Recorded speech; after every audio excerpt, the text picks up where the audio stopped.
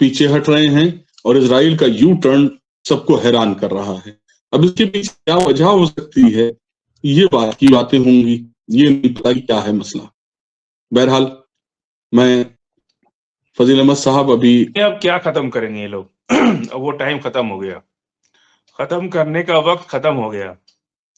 अब तो जी देखिए, इस पूरे घटनाक्रम में अमेरिका ये साबित कर रहा है कि वो अरब को नहीं खोना चाहता, क्योंकि उसकी ताकत जो है अरब में है। अमेरिका की ताकत, डॉलर की ताकत पेट्रो डॉलर में है, अमेरिका में ताकत नहीं है। जी इसलिए किस लास्ट टाइम तक मैंने कहा था कि कोई ना कोई उनके टीम में कुछ समझदार लोग हैं जो उनको बता रहे हैं कि भाई कैसे आवेश में आकर के अपना अमेरिका को खत्म नहीं करना है। लेकिन अब ये आग लग चुकी है, चिंगारी भड़क चुकी है, अब इसे कोई रोक नहीं सकता। अमेरिका को धीरे धीरे सही लेकिन अरब से जाना पड़ेगा, क्योंकि उनकी हठधर्मिता या उनका ज्यादती या उनका बड़बोलापन तो कोई भूला नहीं है ना किसी में। जब अरब, कतर, ओमान सारे लोगों ने अपना रूप दिखा दिया, तब अमेरिका को समझ में आ रहा है कि फिलिस्तीन के चलते हम पूरा अरब खो देंगे और इजराइल के चलते हमको पूरी दुनिया में हमारा इकबाल खत्म हो गया। कोई पूछ नहीं रहा है, कोई बात नहीं कर रहा है, कोई भी। एक बार भी, मैंने कल भी कहा था आपसे कि एक बार भी नेटो की मीटिंग नहीं हुई। इतनी बड़ी घटना घट गई, पूरी दुनिया वर्ल्ड वार करा रही थी, लेकिन हम कह रहे थे कि वर्ल्ड वार क्या, वार ही नहीं होगा, क्योंकि इसमें अमेरिका अलग थलग पड़ चुका है और दुनिया को ये उम्मीद नहीं थी कि इस तरह से अमेरिका के दोस्त अमेरिका का साथ छोड़ देंगे। कोई भी हमदर्दी तक नहीं करने आया, उनके पक्ष में बोलने तक कोई नहीं आया और किसी ने भी ये नहीं कहा कि हम आपके साथ हैं। और ये सारी वजह यूक्रेन युद्ध में अमेरिका ने जिस तरह सबको यूज किया, उसकी वजह से आज पूरी दुनिया उनको छोड़ चुकी है। जी, डोनाल्ड ट्रंप अगर गाजा के सिस्टम में चेयरमैन हो गए, खबरें यही आ रही हैं, तो क्या ये फिलिस्तीन की खुद मुख्तारी पर सीधा हमला नहीं कहेंगे आप इसको? नहीं को ये सब फेक खबरें हैं, कोई इन खबरों में दम नहीं है और ऐसा कभी हो ही नहीं सकता है और ना ही इस तरह की कोई चर्चा है। मैं बार बार जब कहता हूं ना कि वेस्टर्न मीडिया का भी जमाना अब जा रहा है, अब उनके झूठ को दुनिया समझ चुकी है, अब वेस्टर्न मीडिया की चाल चलेगी नहीं। फिलिस्तीन में जब भी कोई सरकार बनेगी तो उसका मालिक फिलिस्तीन की आवाम होगी, फिलिस्तीन के लोग होंगे, फिलिस्तीन की जनता ही तय करेगी कि वहां का लीडर कौन होगा या किसके नेतृत्व में हमें रहना है। अगर प्रेसिडेंट ट्रंप को और नेतन्याहू को ही रहना होता तो वो तो आज है ही 50-60 साल से, उनको कौन जी हटा पाया है। लेकिन सारी लड़ाई तो इसी बात की थी ना कि हमारी अपनी ताकत क्या है, हमारी अपनी खुद मुख्तारी होनी चाहिए ना। ये सब तो फेक खबरें हैं, लोग जो है किसी तरह पर्दा डालना, जिसको कहते हैं ना कि पर्दा डालना, कि हमारी बात, हमारी जो है घर पे कोई आया ना हो और लोगों की नजर ना पड़े। इतना बड़ा मुंह का खाने के बाद अमेरिका क्या कहेगा, कुछ तो कहेगा ना अपनी आवाम से। तो यही कह रहा है कि भाई फिलिस्तीन की हम चेयरमैन हो जाएंगे। वो तो खबर चली थी कि वेनेजुला के भी राष्ट्रपति हो गए। जब अपने ही को सर्टिफिकेट देना है तो कुछ भी हो सकता है, लेकिन ये फेक खबर है, ऐसी कोई बात नहीं है। जी, अच्छा, अभी जो बात चल रही थी, आज फिर वही बयान दोहराया उन्होंने। ये तो बिल्कुल हकीकत है कि ईरान के लिए फिर उन्होंने कह दिया ट्रंप ने कि लगातार वही पुरानी धमकी कि अगर प्रोटेस्टर्स को, जबकि वहां खत्म हो गया प्रोटेस्ट, सब नॉर्मल हो गया, लेकिन उनका कहना यह है कि साहब अगर प्रोटेस्टर्स जो हैं इस तरह से फिर से उन पे जुल्म हुआ तो हम सीधा वार करें। तो क्या ये रियल मिलिट्री डिप्रेशन कहा जाएगा या सिर्फ इंटरनल पॉलिटिक्स के लिए दबाव की चाल? कोई डिप्रेशन नहीं है, फ्रस्ट्रेशन भी नहीं है, ये सिर्फ जो है भटकाने और अटकाने की बात है। कुछ तो करना है ना। तो बारात जब दरवाजे से वापस चली जाती है, तो सबसे जी, ज़्यादा कमी किसमें निकाली जाती है? दुल्हन में, कि लड़की ठीक दुल्हन नहीं में, थी। हाँ। यही होता है ना, और दुल्हन का ग्रुप जो है वो कहता है कि दूल्हा ठीक नहीं था। बात हुँ, समझिए हुँ, आप। हुँ, तो ये जो दुल्हन जो खामनेई साहब ने जो बारात वापस कर दिया, तो क्या करेंगे अब? जो बारात वापस चली गई है, तो अब अपन जी। जाके अपने गाँव के लोगों से क्या बताएँगे कि हमको लड़की वालों ने मार-मार के भगाया है वहाँ से। हुँ। यही यही होता है। जब आप किसी खेल में था, या तो आप भाई लड़े, नहीं लड़े, वो अलग बात है, लेकिन आपने तो बहुत ज़्यादती किया ना। हुँ, 74,000 लोगों को मार डाला फ़िलिस्तीन के अंदर, हुँ। और 6,000 के करीब ईरान में लोग मरे, और इज़राइल में तो आज तक पता ही नहीं चला कि कितने लोग मरे। वो जी, कभी जी, जी। खुलता ही नहीं है। तो अब क्या कहेंगे? दूसरा कोई रास्ता बचा ही नहीं है। अभी भी अभी भी खाली कर रहे हो लोग, एयर बेस अपना आज भी खाली हुआ है, और धीरे-धीरे वहाँ से वारशिप भी हटा रहे हैं, सारा धीरे-धीरे खाली कर रहे हैं।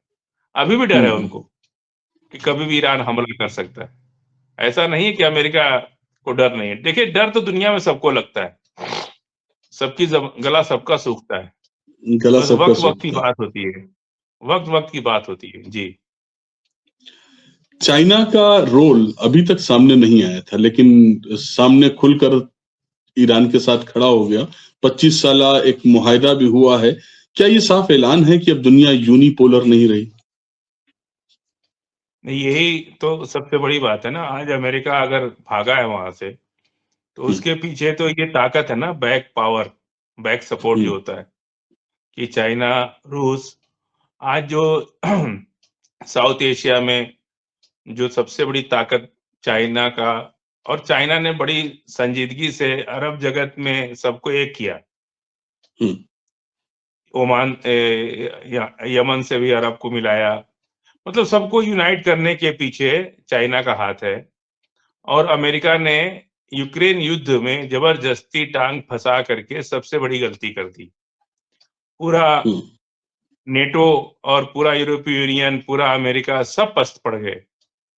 और ऐसा नहीं है कि यूक्रेन में ईरान ने भी बहुत साथ दिया है रूस का। ऐसा जी, नहीं जी। है कि साथ नहीं दिया। ईरान ने भी अपना कामाकोज़ी ड्रोन जितना ज़रूरत थी उतना दे दिया, हुँ, दे दिया। और उनको पूरी मदद की, और कामाकोज़ी ड्रोन से ही तस्वीर बदल गई लड़ाई की। नहीं तो शुरू-शुरू में यूक्रेन भारी पड़ रहा था रूस के ऊपर, लेकिन जब हुँ। कामाकोज़ी ड्रोन ईरान ने दिया, उस वक़्त फिर रूस भारी पड़ने लगा। जी। पुतिन का नेतन्याहू और ईरान दोनों को खून पहुंचा, रिपोर्ट ये कहती है। तो क्या क्या कहेंगे, रूस अब मिडिल ईस्ट से मतलब पीस गारंटर की भूमिका निभाएगा? नहीं, रूस देखिए, रूस और चाइना, रूस तो पहले से ही पश्चिमी देशों का दुश्मन रहा है। उससे हुँ, वो first world war, second world war, ये सब तो रूस पहले से हुँ, ही इन सब चीज़ों को करता चला आया। चाइना की तब उतनी हैसियत नहीं थी।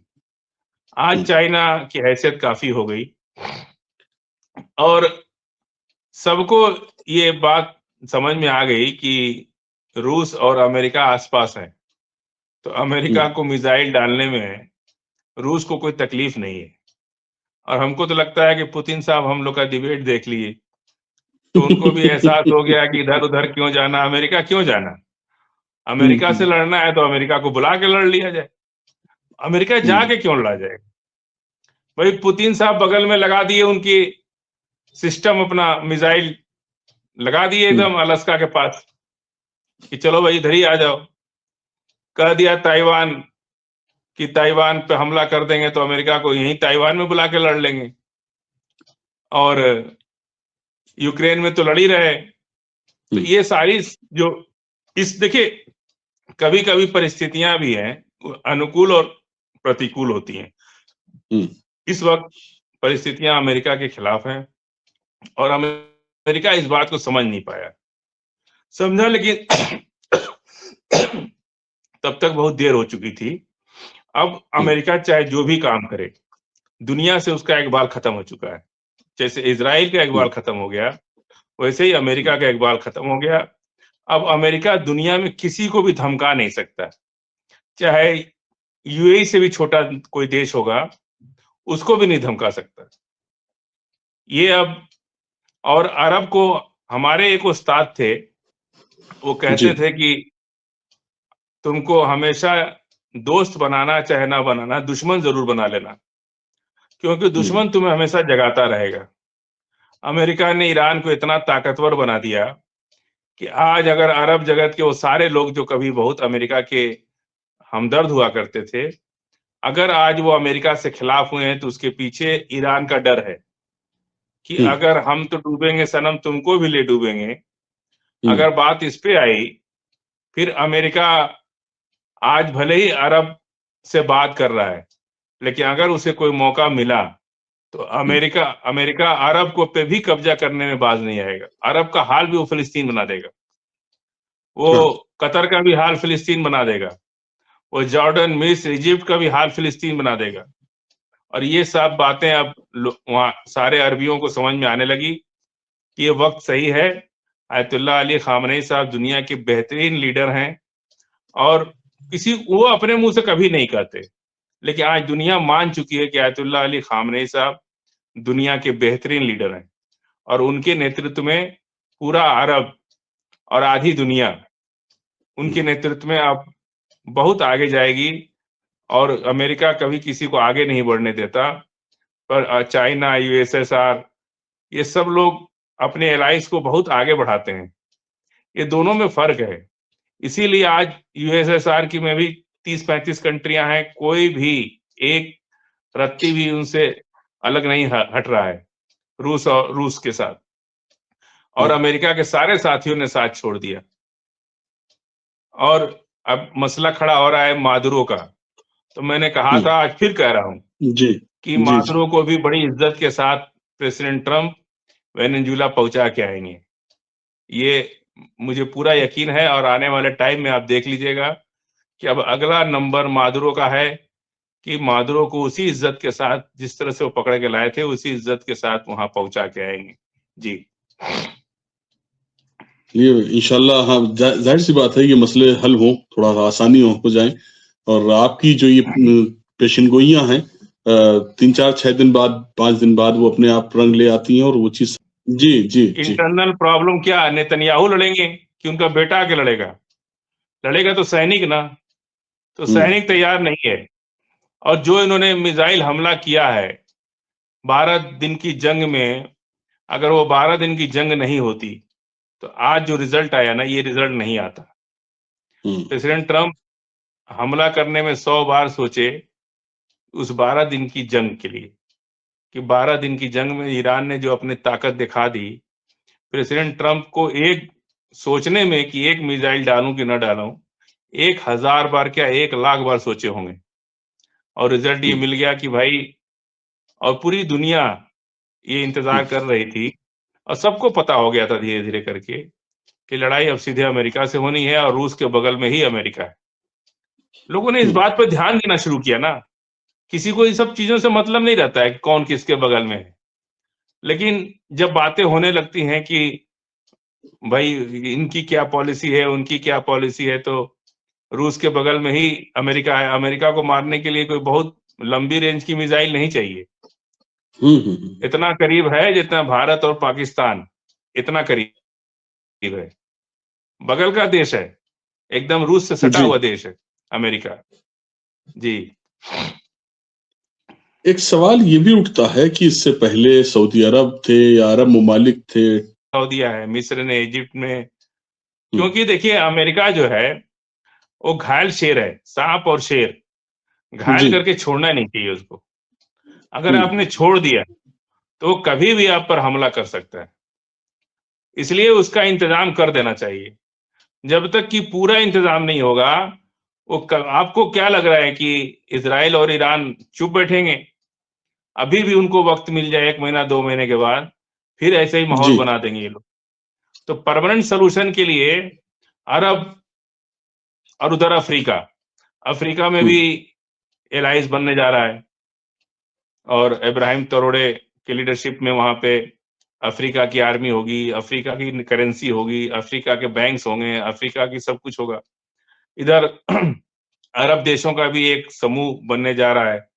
उसमें क्या होगा कि छोटे जो देश कंट्रियां हैं, जो छोटे-छोटे हैं यूएई जैसे, इन लोग का भी बड़ा कंट्रीब्यूशन आ जाएगा उसके अंदर। और ये बहुत ज़रूरी हो जाएगा, और चाइना और रूस तो साथ हैं ही ये, और अरब का मिलिट्री पावर अगर स्ट्रांग हो गया, तो हमेशा-हमेशा के लिए अमेरिका की गुलामी से मुक्त हो जाएगा अरब। आज जो अमेरिका की गुलामी में ये लोग फँसे हैं ना, डर के मारे, सिर्फ़ उसके जी। न्यूक्लियर हमें इज़राइल से डरवाता था अमेरिका, कि देखो इज़राइल तुम्हारे बगल में है, अगर तुम लोग नहीं मानोगे तो इज़राइल ऐसा कर देगा, उसके पास न्यूक्लियर पावर है, ऐसा है, वैसा है। बरगुरियन साहब के ज़माने से शुरू होकर के आज नेतन्याहू के ज़माने तक इज़राइल का एक सफ़र अब यहीं ख़त्म होता है। बस इतना ही जान लीजिए आप। चलिए, ये तो खुशखबरी की